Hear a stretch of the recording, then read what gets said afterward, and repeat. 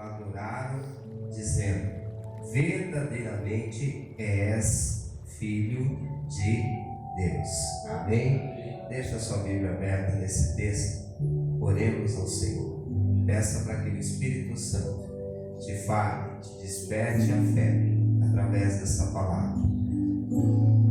Bendito és tu, Adonai, Rei de todo o universo. Não há Deus semelhante a ti, e nada existe que se compare às tuas obras, pois tu és grande e operas maravilhas. Só tu és Deus. Fale conosco pela tua palavra, porque a tua palavra nos alimenta, desperta-nos a fé, e a fé vem pelo ouvir da pregação. Derrama sobre cada um aqui a doce presença do Espírito Santo. Ruach HaKodesh sobre nós. Em nome do teu Filho amado, Yeshua HaMashiach, Jesus Cristo. Amém. Sentai-vos na presença do Todo-Poderoso. O Senhor é maravilhoso. Então, como eu disse aqui na introdução, hoje nós vamos andar sobre as águas. Nós vamos entender essa mensagem. Vou contar a história aqui. Primeiro, que a vida ministerial de Jesus, ela era muito agitada. Jesus, ele não parava. Em outro texto da Bíblia diz que os discípulos, junto com Jesus, eles não tinham tempo nem para dormir, ou até mesmo para comer, porque tudo era muito rápido. Então Jesus aqui estava numa cidade junto com os discípulos, e aí ele manda os discípulos entrarem no barco, e ele ainda foi sozinho orar. Ele gostava de orar no monte, ele gostava de ter o canto dele, porque apesar dos discípulos também andarem com Jesus, fazerem milagres, porque eles também faziam milagres, eles receberam a autoridade, mesmo assim o nível espiritual de cada um é diferente, ele não é igual. Tem coisas que as pessoas elas não percebem quando outra está se consagrando.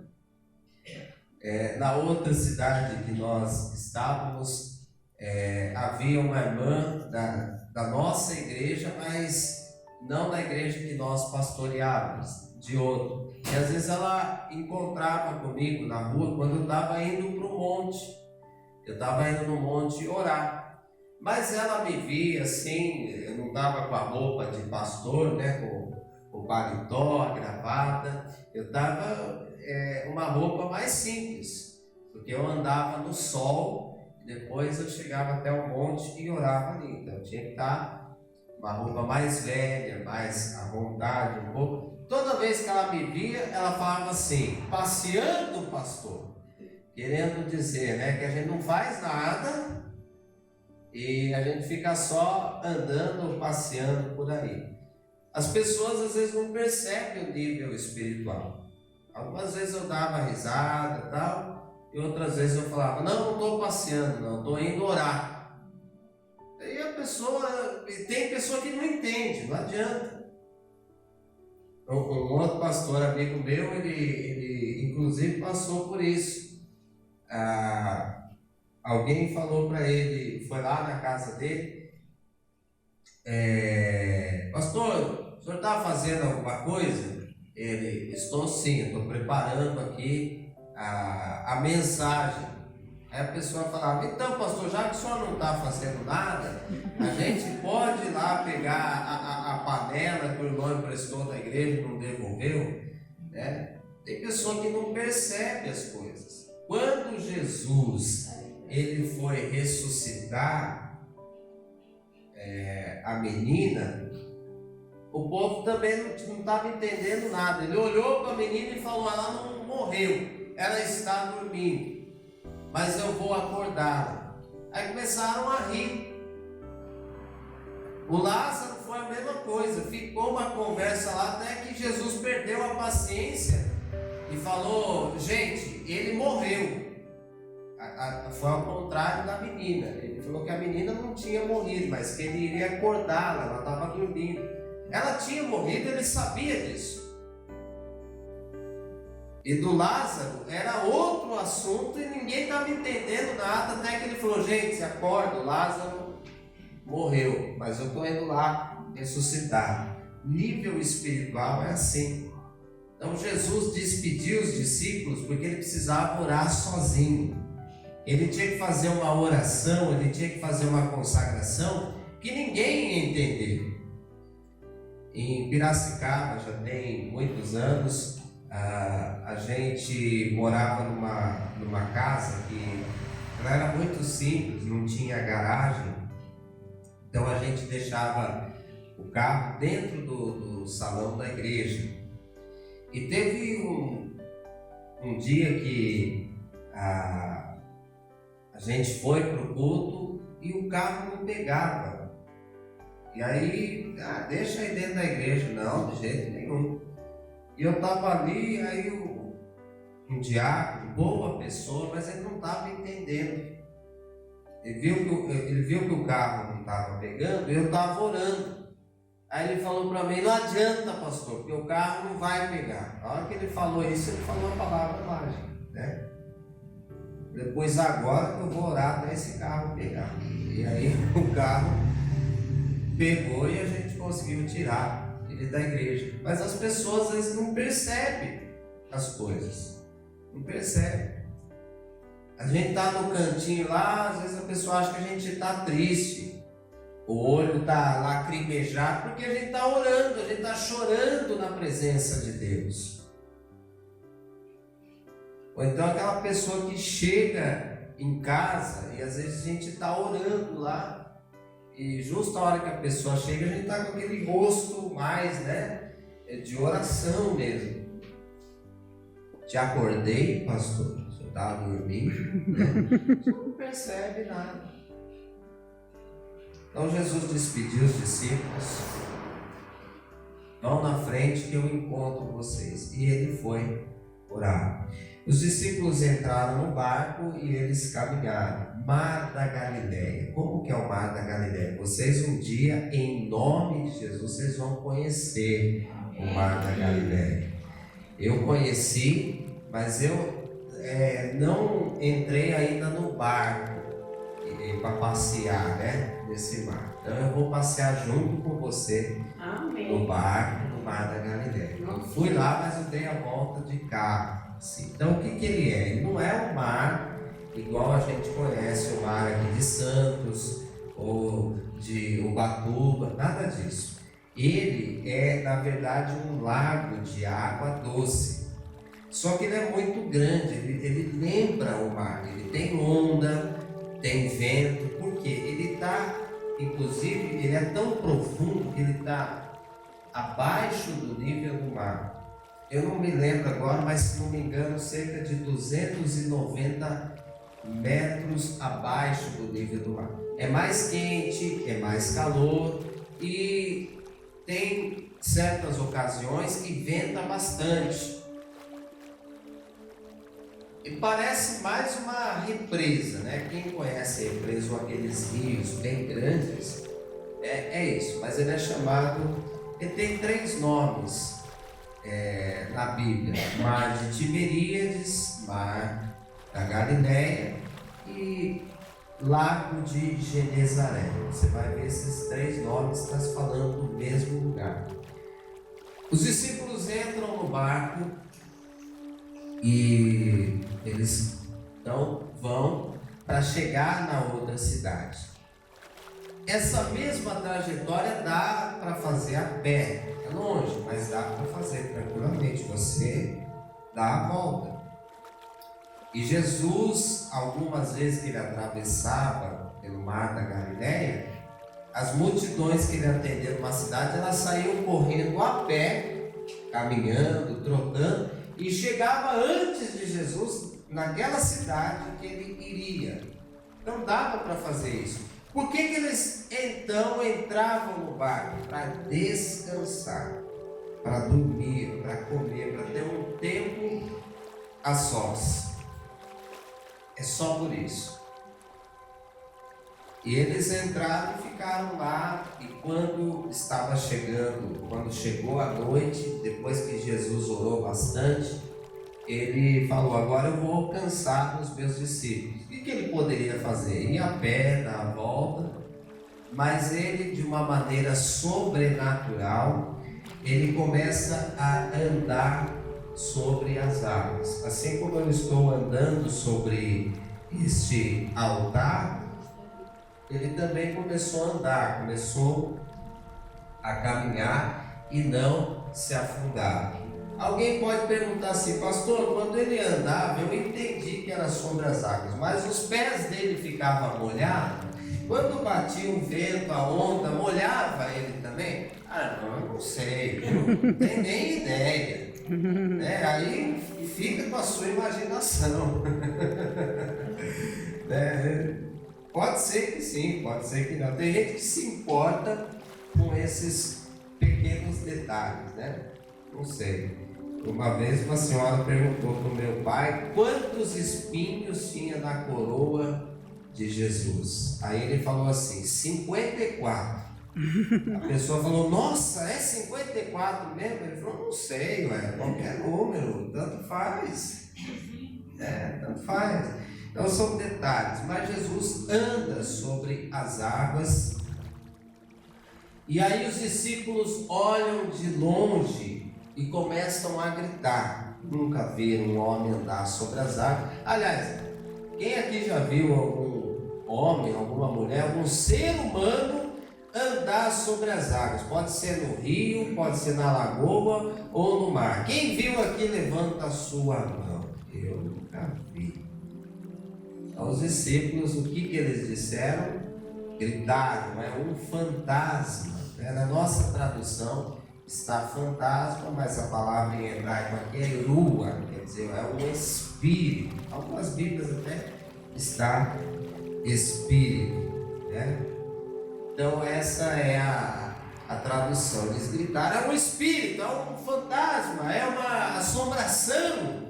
É nesse sentido, ficaram com medo. Mas Jesus, ele estava ainda longe e ele gritou para os discípulos: não é um fantasma, sou eu.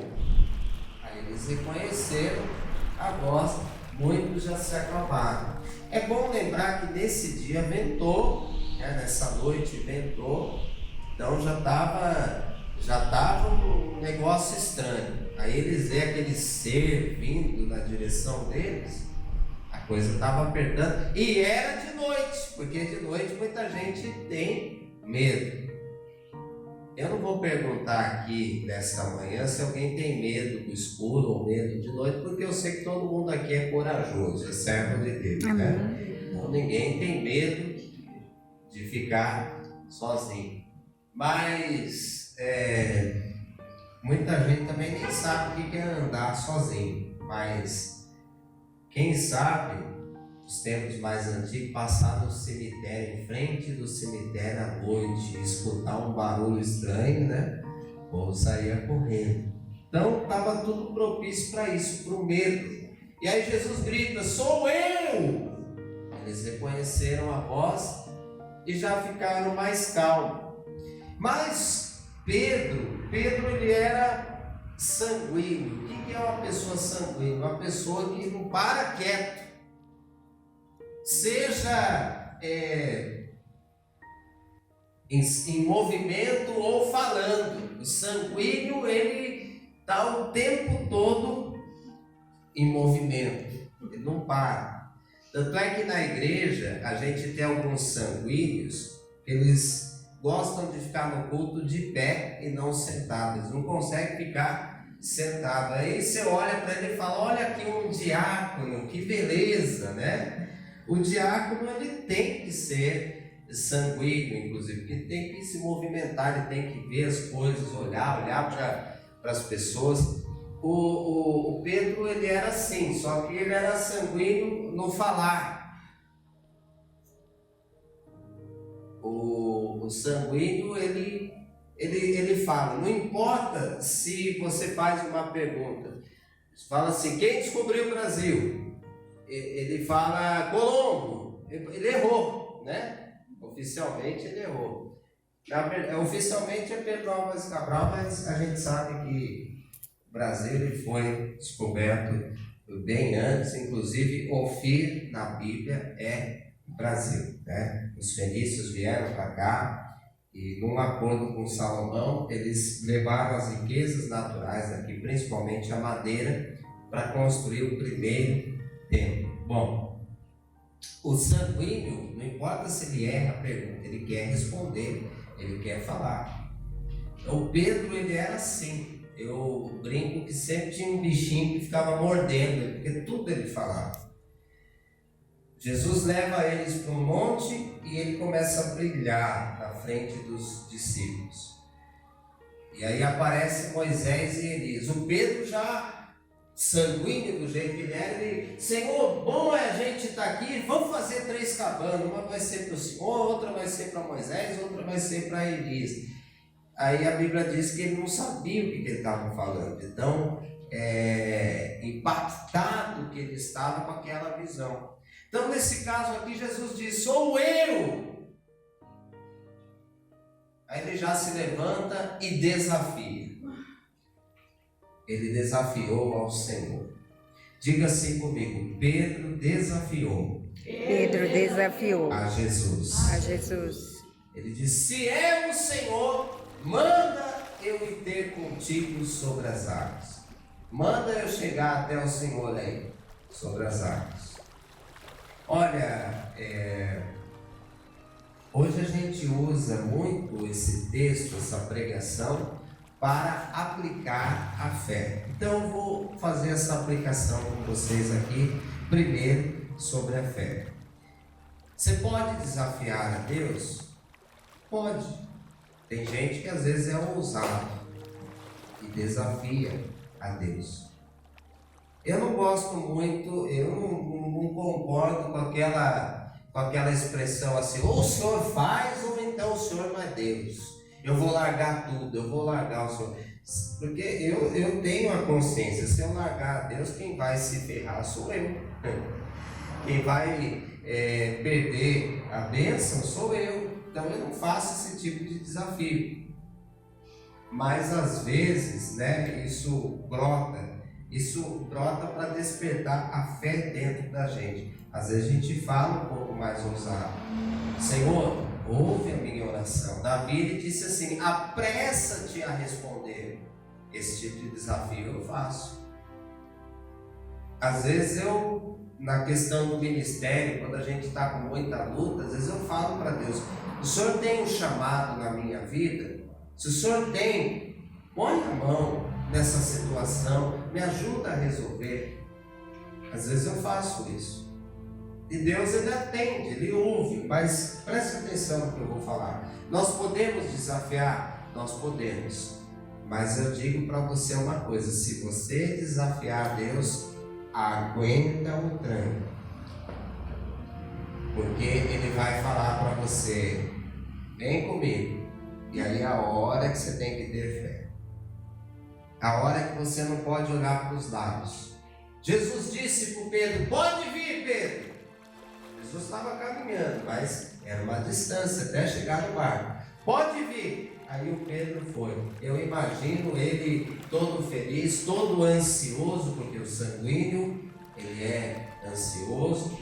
Aí ele vai e coloca o pé na água, né? E vai andando, e vai caminhando. Enquanto ele olha para Jesus, olha a mensagem, a aplicação aí para você. Enquanto ele está olhando para Jesus, ele está andando sobre as águas.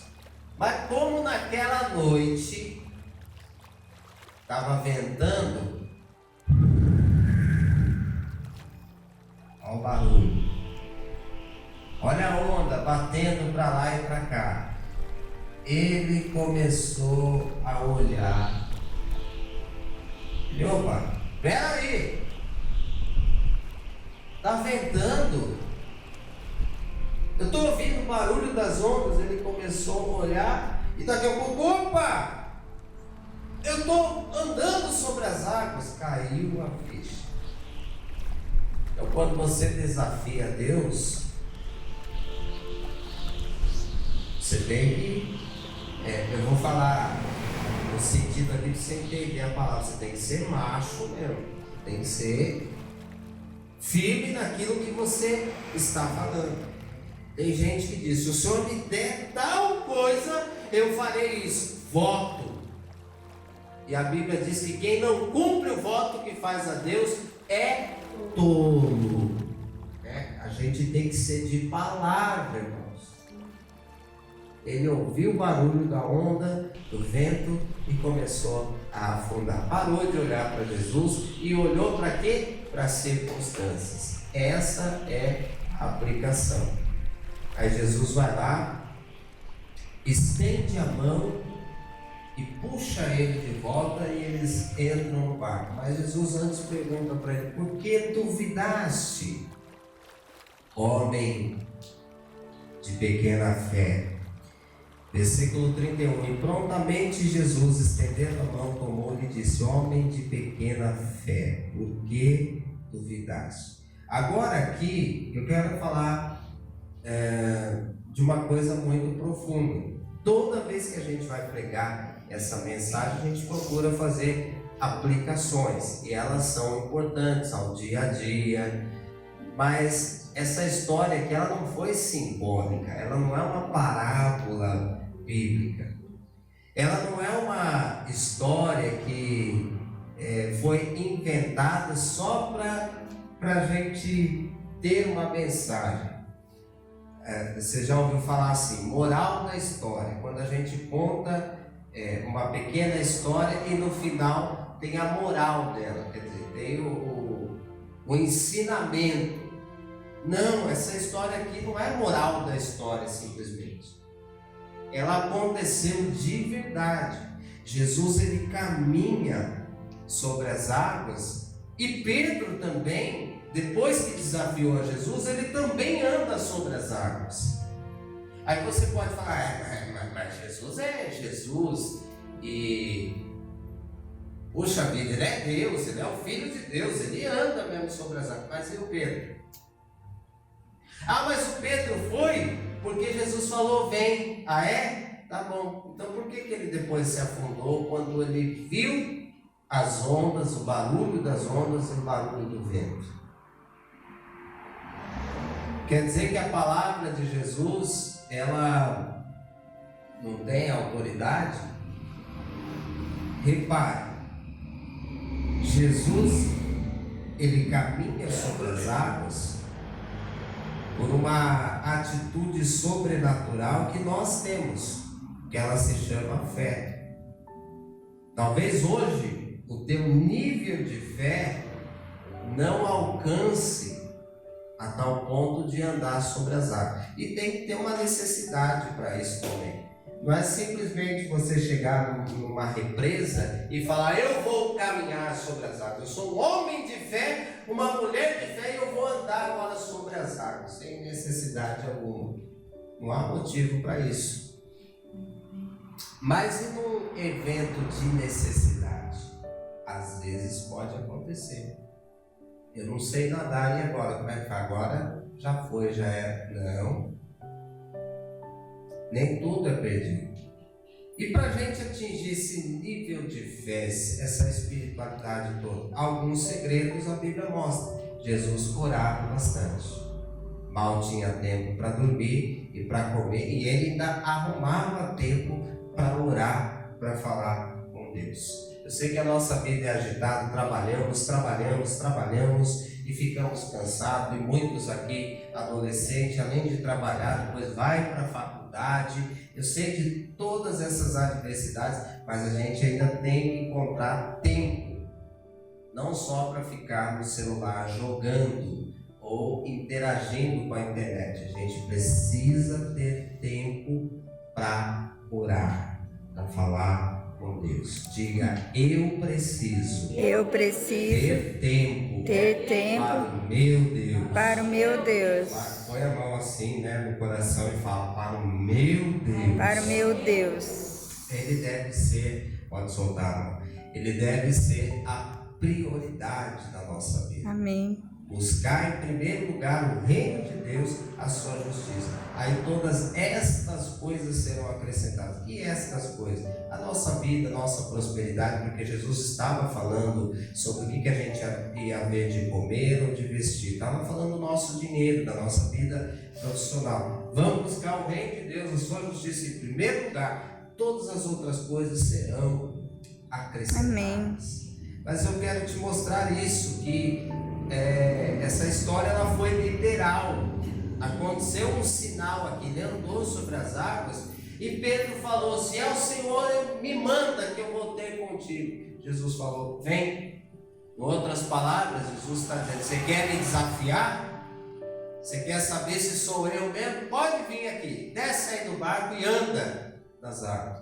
E o Pedro começou bem, ele começou andando sobre as águas, literalmente. Aconteceu de verdade, para nos mostrar, eu disse aqui que não tem a moral da história, mas moral da história é, quando Pedro se afoga, se afunda, Jesus vai lá, tira ele, Jesus pergunta: por que duvidaste, homem de pequena fé? O que a moral da história nos indica aqui? Que Jesus não gostou do Pedro ter duvidado, ter perdido aquela fé, aquela coisa que estava fazendo ele andar sobre as águas. Jesus não gosta quando a gente perde a fé.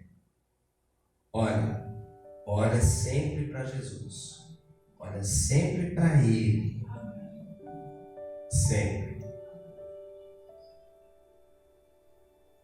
Não perca a tua fé. Dá um leve apertão assim, um leve apertão no braço do teu irmão, fala para ele assim: não perca a tua fé. E não perca também, irmão, a tua consagração com Deus.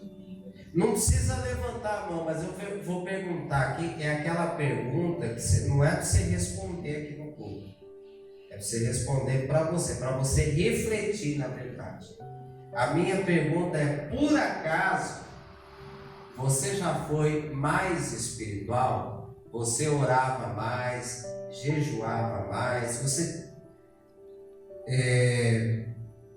você tinha maior comunhão com Deus? Responda isso para você mesmo. Se de repente a tua resposta for: não, eu estou muito melhor hoje espiritualmente, aleluia, continue. Mas muitos aqui refletindo vão pensar: puxa vida, eu era essa pessoa que orava, que jejuava, que tinha fé, que não reclamava de nada, que todo mundo para mim na igreja era santo. Qualquer pregação que o pastor mandava ir na frente eu ia, porque eu estava com vontade, eu estava com sede de Deus, das coisas de Deus. Nesta manhã o Senhor está falando isso para a gente: não vamos perder a nossa consagração, a nossa intimidade com o Senhor, não vamos perder a vontade de orar e a fé para mover o sobrenatural, a fé mover o mundo espiritual. Então os sinais, os prodígios, os poderes miraculosos, eles existem.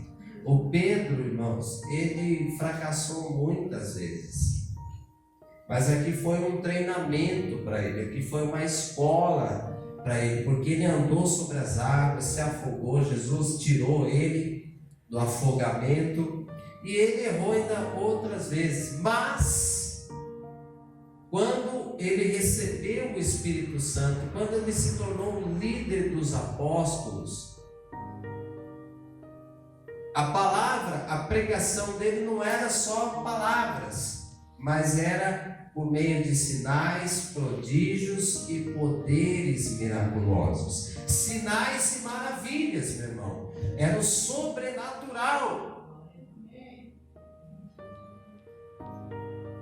As coisas que aconteciam na primeira igreja, na primeira sinagoga dos discípulos de Jesus, eram sinais, eram coisas extraordinárias.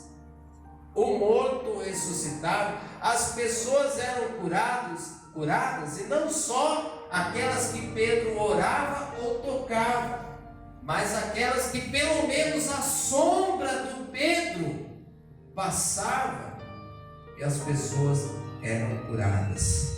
Hoje a gente fala, eu desconfio da minha própria sombra, mas a sombra na Bíblia, até a sombra nossa, ela deve ser bênção, ela deve ser abençoada. Passou a sombra em alguém, essa pessoa pode ser curada. Você está entendendo, irmão? Quem está entendendo, diga glória a Deus. Glória a Deus. Aleluia. Nós somos uma igreja pentecostal, que a gente pode dar glória, que a gente pode glorificar quando ouvimos a palavra e concordamos. Tem igreja que glorifica demais também, ela não ouve a palavra. O pregador, se ele dá um tapa assim no púlpito, tem igreja que diz, aleluia, né? Não. Nós ouvimos a palavra, entendemos, e aí nós temos a liberdade de glorificar ao Senhor. Então não percamos, nesta manhã o Espírito de Deus fala para a gente fazer sinais, prodígios, poderes miraculosos. Vamos ficar de pé na presença de Deus. Deixa eu despedir da turma aqui da internet que vai assistir essa pregação depois. Que Deus te abençoe, que você que está me vendo aí pela internet, que as tuas mãos e a tua voz tenha autoridade para fazer sinais, prodígios, poderes miraculosos. Deus te abençoe no nome de Jesus.